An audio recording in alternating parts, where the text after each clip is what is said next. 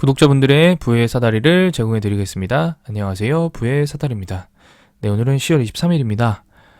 지난주 가장 핫했던 종목이었던 EM플러스, 제가 과거에 꾸준하게 영상을 올렸던 EM플러스에 대한 영상을 올리도록 하겠습니다.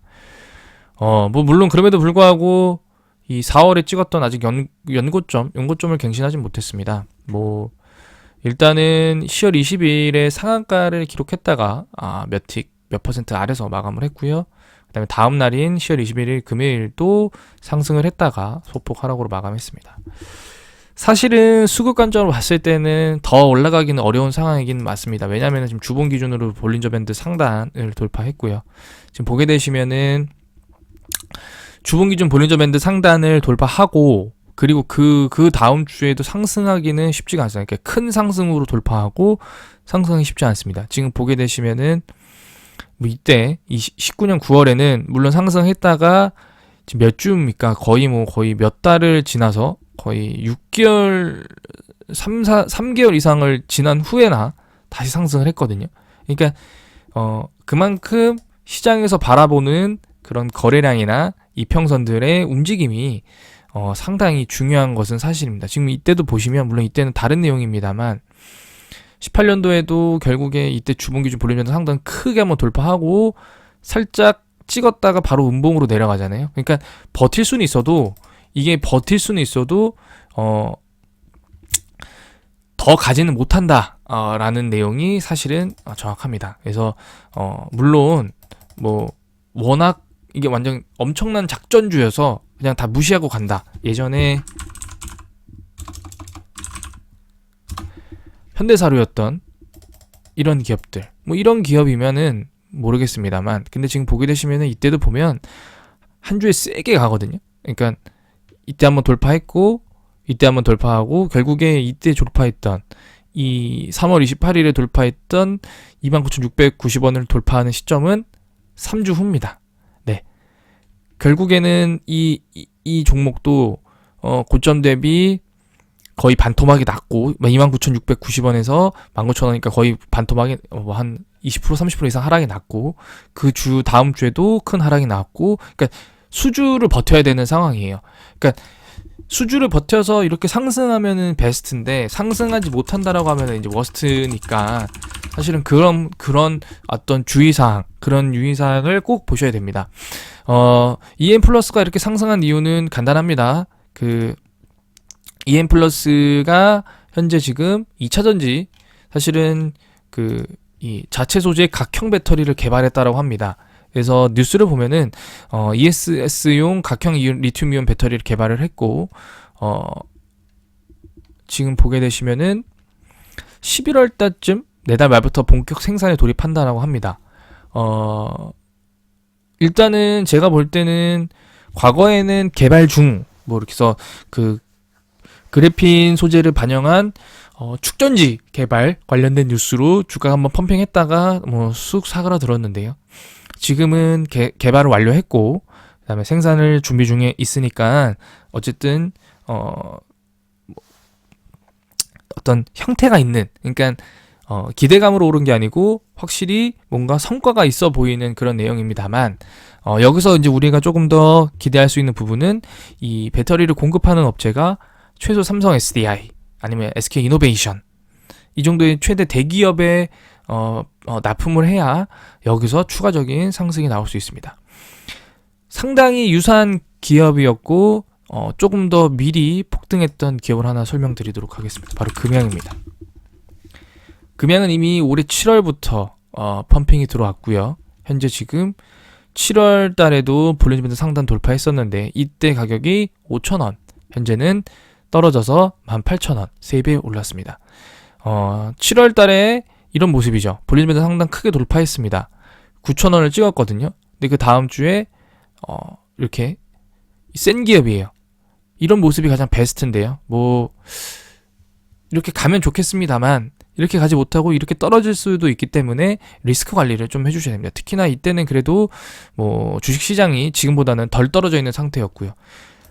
얘네도 보면요, 없습니다. 아직 개발 중이에요. 뉴스를 보게 되면 10월 18일에도 뭐 원통형 2차 전지 개발 성공, 매출이 발생한 건 아닙니다. 재무 차트를 보게 되면은 분기 매출이 뭐 2천억대로 늘어나긴 합니다. IR 저기 다트를 한번 보도록 해보겠습니다.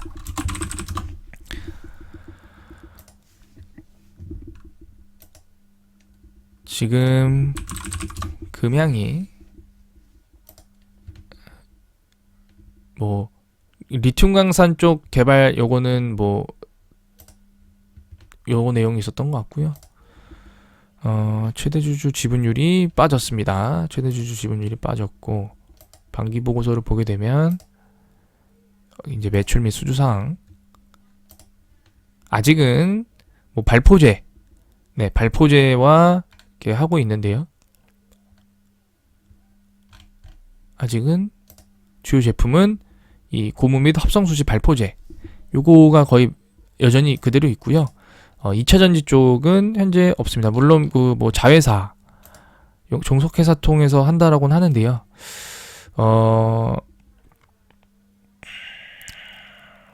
그 종속회사들의 매출이 얼마나 되는지는 사실은 뭐 제가 지금 디테일하게 보진 않았기 때문에 어쨌든 제가 드리고 싶은 말씀은 금양도 어떤 2차 전지의 개발의 기대감, 개발과 성공의 기대감으로 상승을 했지, 그 어떤 이미 발생을 해서 실현이 돼서 상승한 건 아니다 라는 말씀을 드리고 싶었고요. 다만 금양은 연기금이 좀 뭐 지속적으로 들어왔다 들락날락, 네, 소형 캐파였음에도 불구하고 연기금이 들락날락 했던 부분들이 있습니다. 물론 EM플러스도 2차 전지 개발한다고 했을 때 연기금이 들락날락 했죠. 꽤나 거래를 많이 했습니다.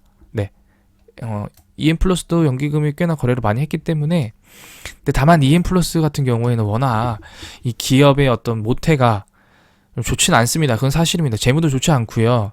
그 다음에 뭐 소방차, 암사멸, 뭐 그래핀, 결국에 다 소방차 말고는 다 실패를 했고, 과거에 펌핑 왔던 시점에 기타 법인들이 매수를 이끌었는데 그 기타 법인들도 마지막 물량을 털어낸 것 같습니다.